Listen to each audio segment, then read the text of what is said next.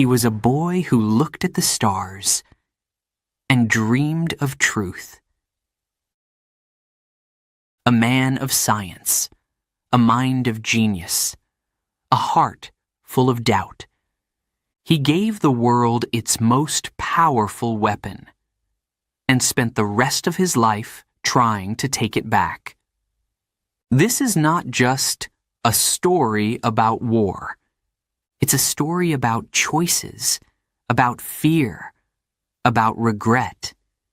This is the story of Robert Oppenheimer, the man who became death, the man who changed the world forever. Chapter 1. A boy who loved the stars. He was just a boy, a quiet boy, a boy who looked up at the stars and dreamed. His name was Julius Robert Oppenheimer, but most people would later call him something else. The father of the atomic bomb. He was born in New York City in 1904. His family was rich and Jewish, with roots from Germany. They had money, books, art, but young Robert loved only one thing: science. Even as a child, he asked strange questions. He didn't want toys. He wanted books. He wanted the truth behind the sky, the earth, the atom. By the time he was a teenager, he had already fallen in love. Not with a girl, but with theoretical physics. He went to Harvard University and studied chemistry. He graduated with honors in 1925. But he wasn't done. He went to Germany to the famous University of Göttingen. There, he got his PhD in physics in 1927. But there was something strange about Robert. He didn't care about friends. He didn't party. He didn't smile much. One day, he told his brother, "I only need physics. I don't need people." People said he was a genius, but also broken. He suffered from depression. His mind was brilliant, but it was also dangerous. In 1926, something happened. Something dark. He became angry with one of his professors. The man told him, "You are better for experimental physics, not theoretical."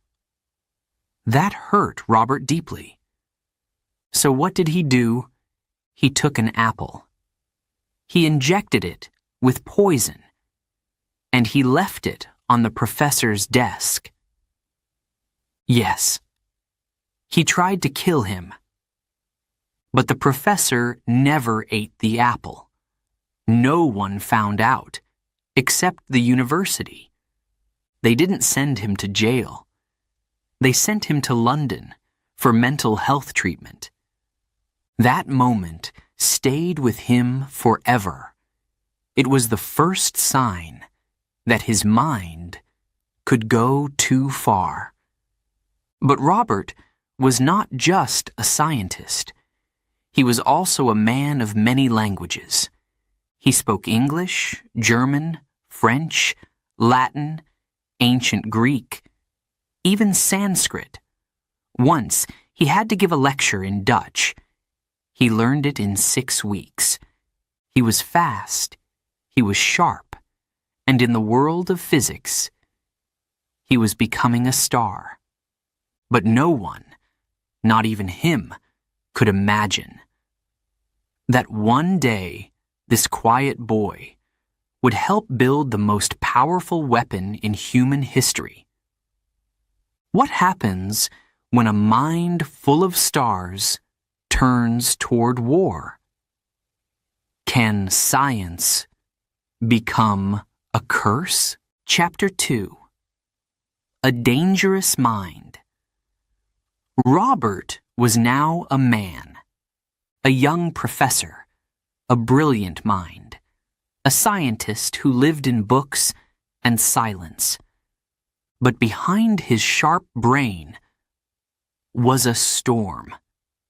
People didn't understand him. They said he was strange, distant, intense. He would walk alone for hours, lost in thought. Sometimes he forgot to eat. Sometimes he forgot to sleep. He cared only about one thing: ideas. He wanted to know how the universe worked. Atoms, energy, black holes. Yes. Years before anyone else, he predicted the existence of black holes and something called the positron, a tiny particle that would help shape modern physics. But Robert didn't just live in science. He also lived in language. He could speak 6 languages fluently: English, German, French, Latin, Greek, even Sanskrit. He once read ancient Hindu texts in their original form. His favorite line came from the Bhagavad Gita. It said, "Now I am become death, the destroyer of worlds." That line would haunt him later, but not yet. At this point, he was just becoming famous, respected, admired, and still deeply alone. No close friends, no real family life, no peace. Inside, he was still the boy who once tried to poison his professor. The pain, the anger, still lived in him. He tried to find love. He met a few women. One was a psychiatrist, another a radical political activist. But his mind was always somewhere else, in another world, a world of atoms, numbers, and silent explosions. He began to teach at 2 universities at the same time, Berkeley and Caltech. Students loved him. He spoke like no one else.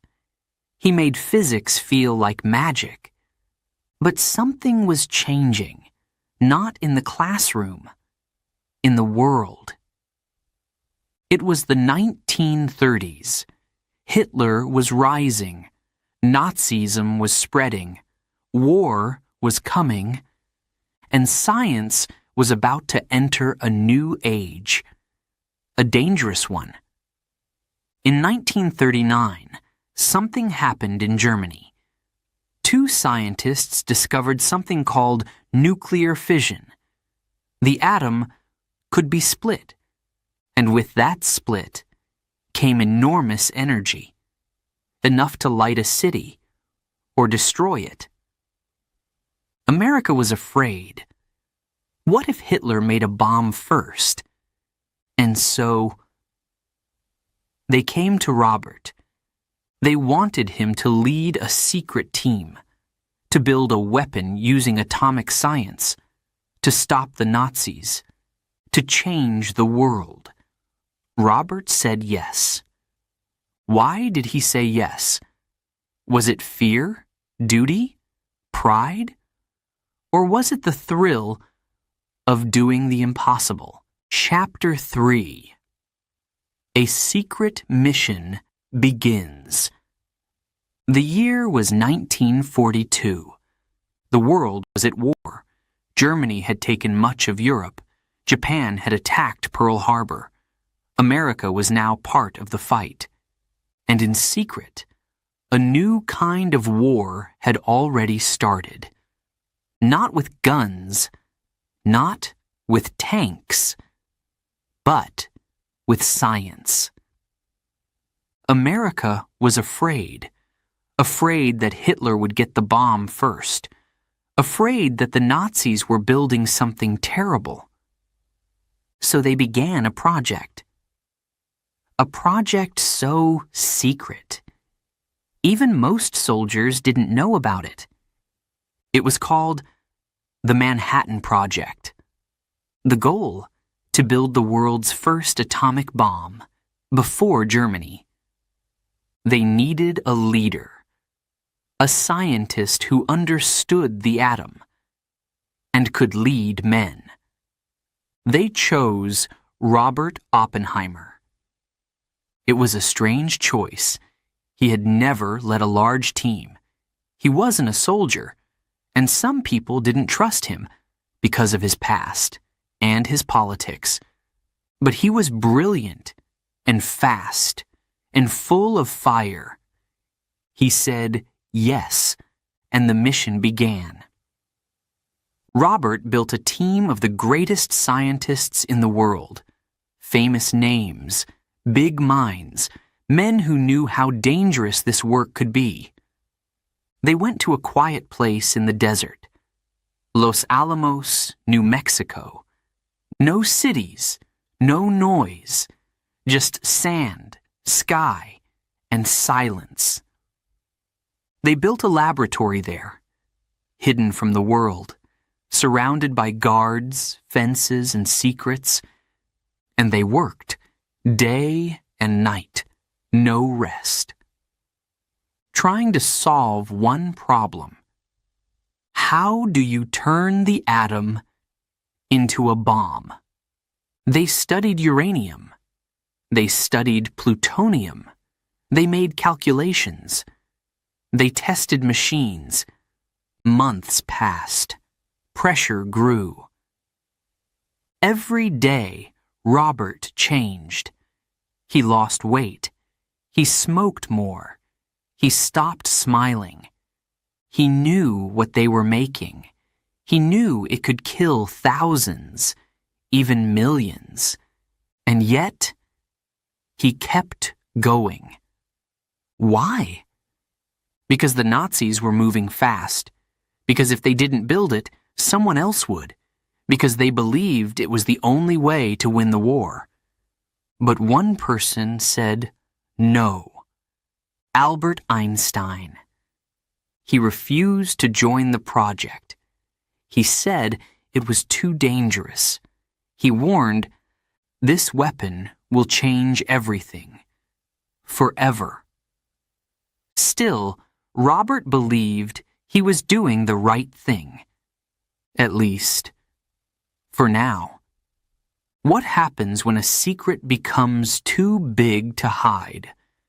And when science crosses the line, who pays the price? Chapter 4. The Race to Beat Hitler. The desert was quiet. But inside Los Alamos, the air was full of tension. It was now 1944. Robert and his team had one goal: build the bomb before Germany does.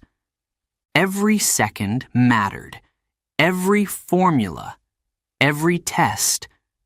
They called it the race to beat Hitler. But it wasn't a race of cars. It was a race of minds, of fear, of power. The team worked day and night. Some were losing hope. Some were losing sleep. Robert hardly ever left the lab. He ate little. He hardly spoke. His eyes were darker now, his face thinner, his voice quieter. Still, he kept pushing.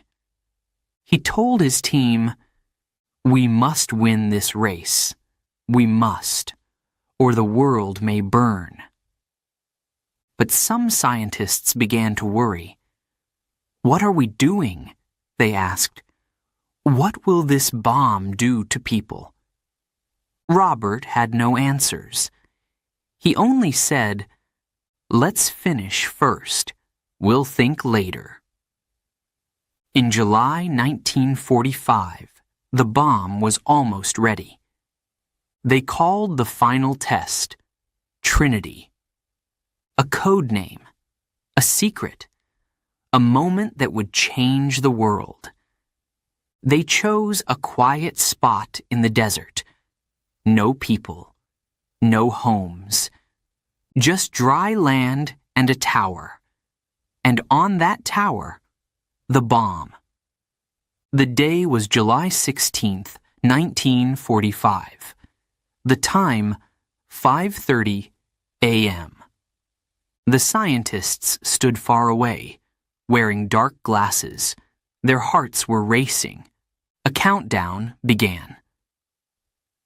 5, 4, 3, 2, 1. Boom. The sky exploded in light. Red, white, blue. A fireball rose into the sky, and then a giant mushroom cloud. It was the first atomic explosion in human history. The ground shook. Windows broke, miles away.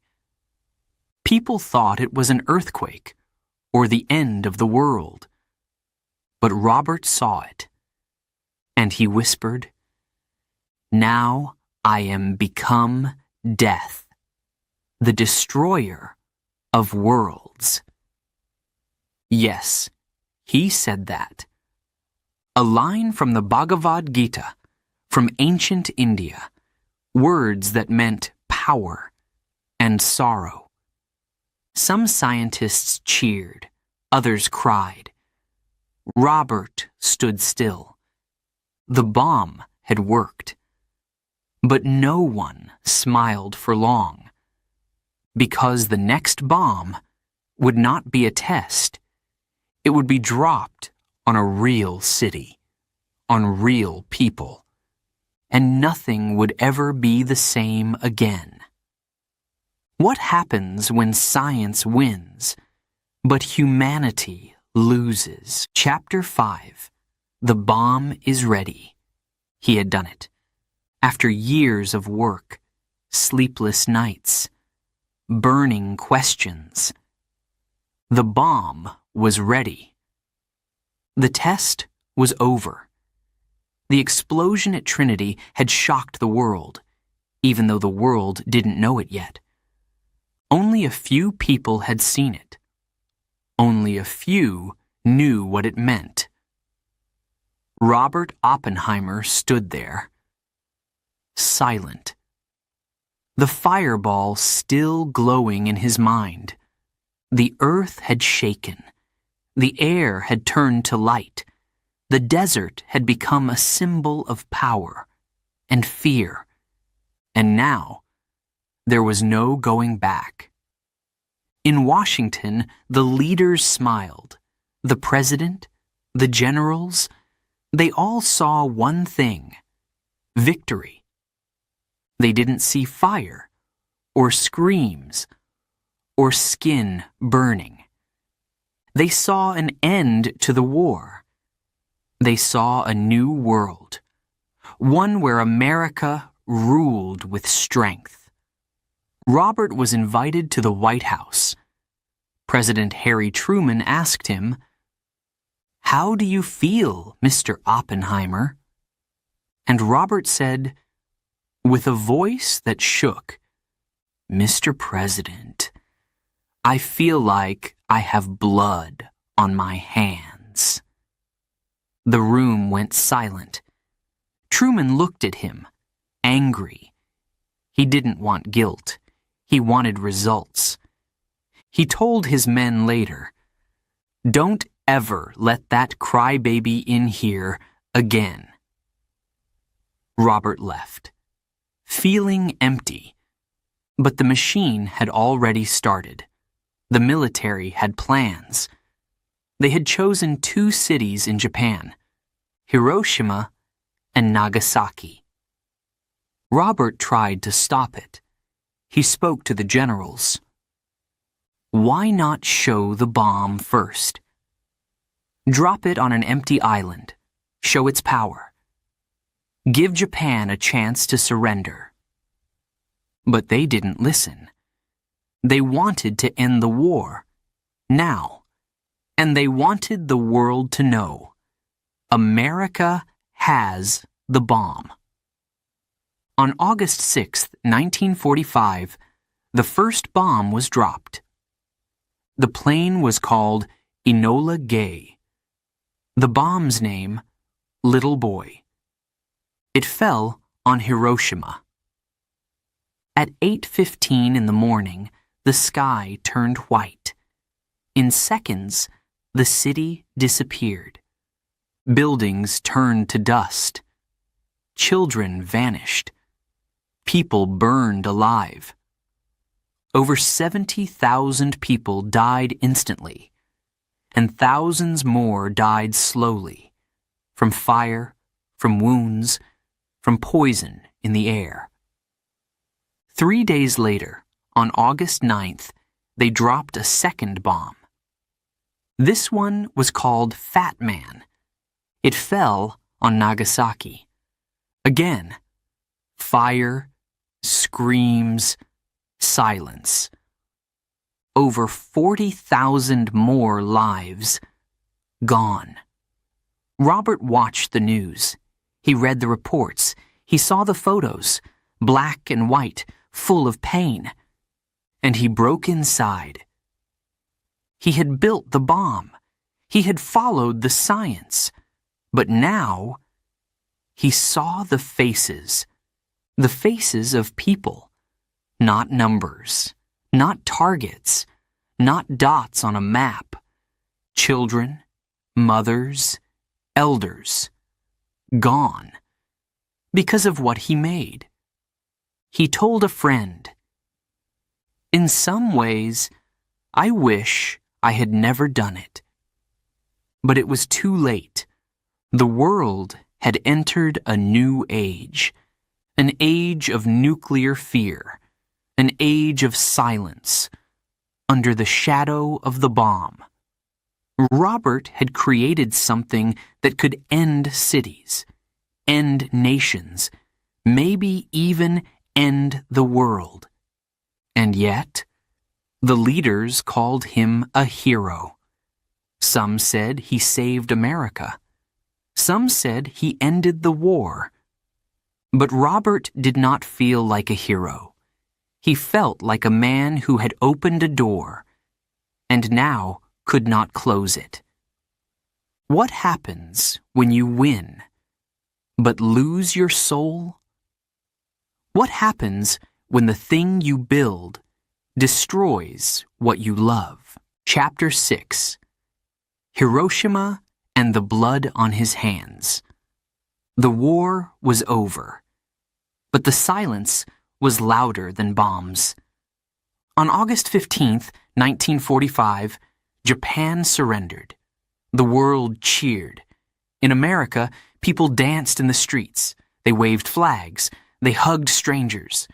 But one man did not smile. Robert Oppenheimer. He sat alone. He did not cheer. He did not laugh. He only thought of one thing: Hiroshima. He had seen the photos.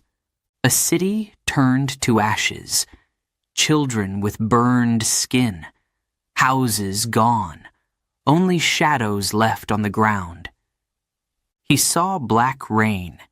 He read reports of people crying, melting, running with no skin. One bomb, 1 second, one city destroyed. And then, Nagasaki. 3 days later. A second bomb. More death, more silence. Robert felt sick. He remembered the test at Trinity, the fireball, the power, the words he whispered, "Now I am become death, the destroyer of worlds."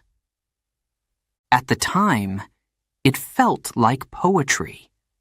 Now, it felt like truth. He said to a friend, "The physicists have known sin." In Washington, he tried to speak. He asked for limits. He said, "We must control these weapons. We must never use them again." But the leaders didn't want limits. They wanted more. A new bomb. Stronger, hotter, deadlier. A hydrogen bomb. Robert said no. He warned, "This is not a defense. This is mass murder." But few listened. To them, he was just a scientist. To them, war had rules, and Robert was becoming a problem. He gave speeches, he wrote letters, he spoke on the radio. He said, "We must stop before it is too late." But the country was changing. It was the Cold War now. The enemy was no longer Germany. It was the Soviet Union. Fear was rising, and in times of fear, people stop listening. Then came the questions. Was Robert a communist? Did he have friends in Russia? Did he share secrets? Years ago, in his youth, he had known people in the Communist Party. He had once supported workers, rights, peace. Now, they used that against him. In 1954, Robert was called to a hearing. A dark room, many men, questions, questions, questions. They said, "You are not loyal. You are a risk. You are not American enough." He answered with pain, with sadness, but also with truth. He said, "I have always worked for this country. I wanted to protect it, not harm it." But it didn't matter. They took his job. They removed his title. They erased his name from government science. He was blacklisted. The man who gave them the bomb was now the enemy.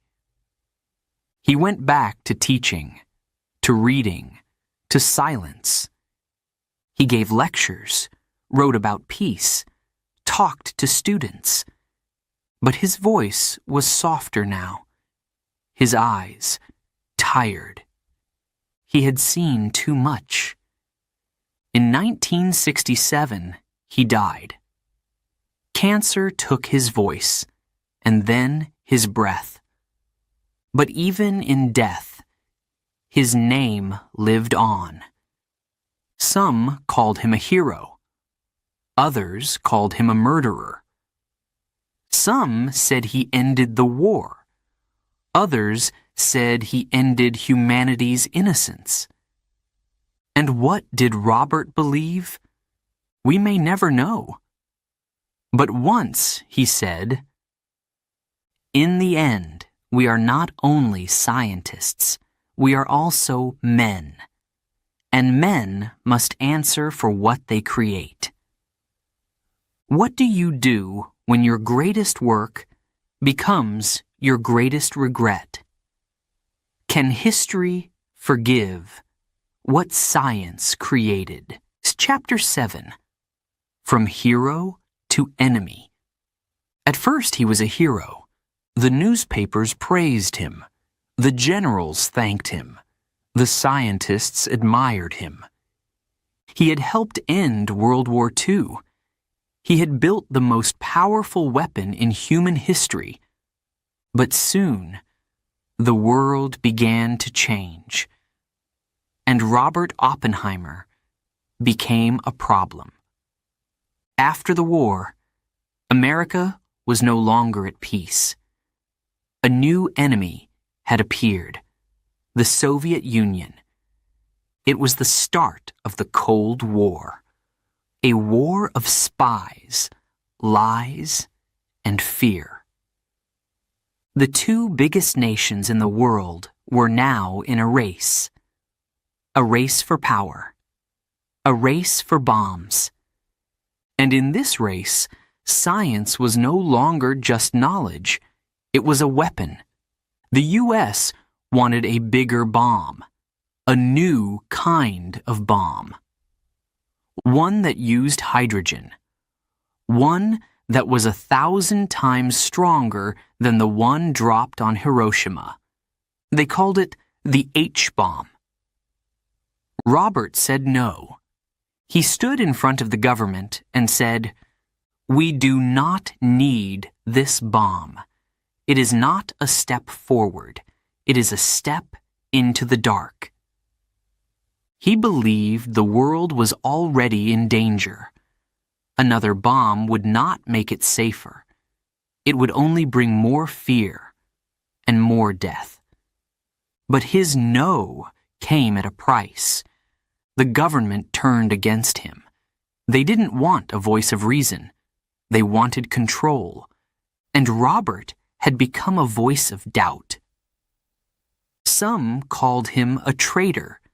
Some whispered, "He's a communist." They pointed to his past.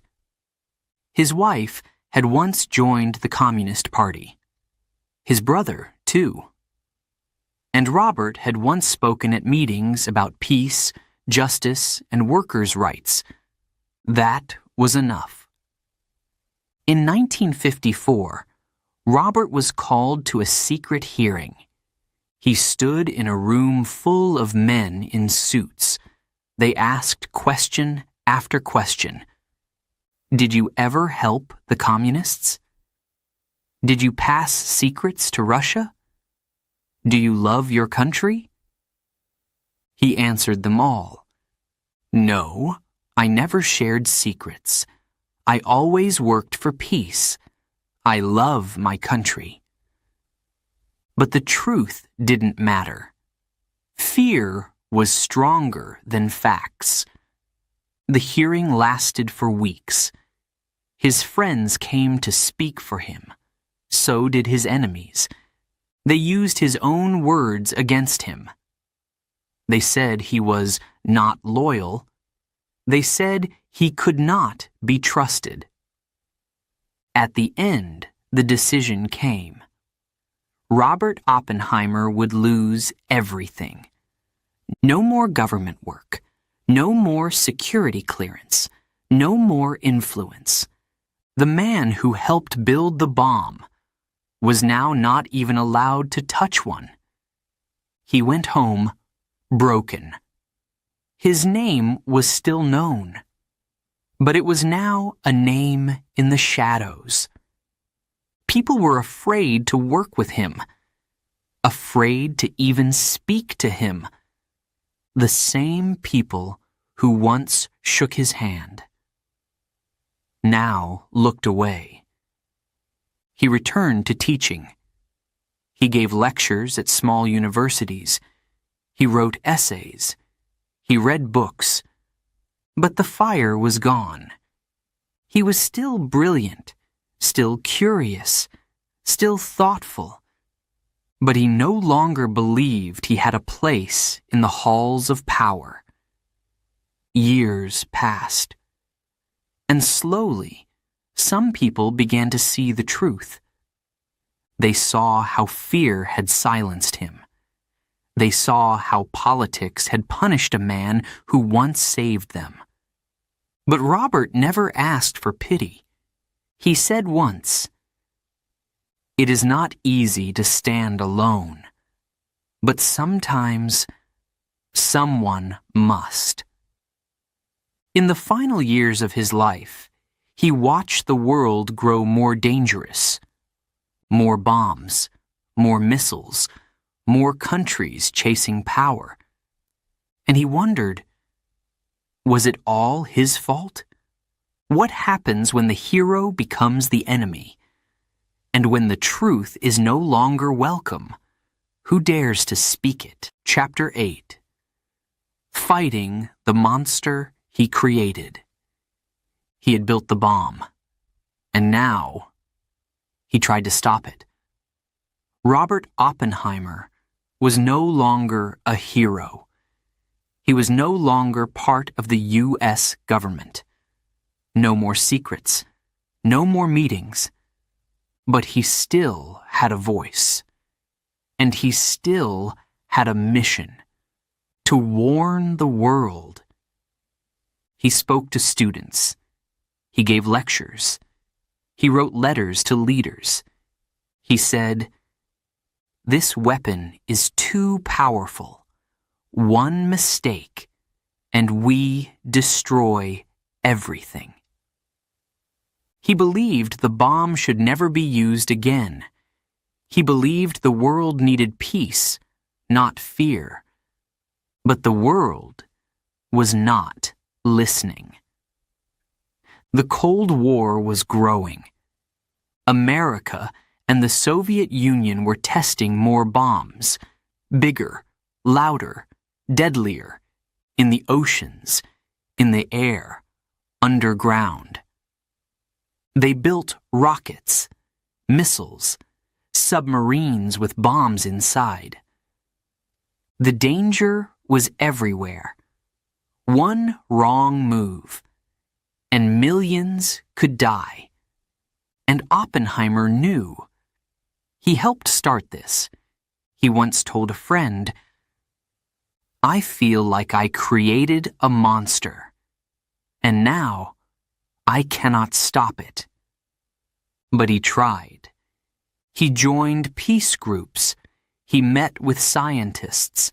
He asked for limits on testing. He asked for control. He even warned that China and other countries would want the bomb too. He was right.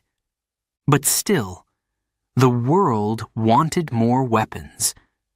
One day, someone asked him, "Why did you do it? Why did you build the bomb?" He answered quietly, "When you see something possible, as a scientist, it is hard to stop. But I didn't think of the people. I only thought of the science." He had once believed the bomb could end all wars.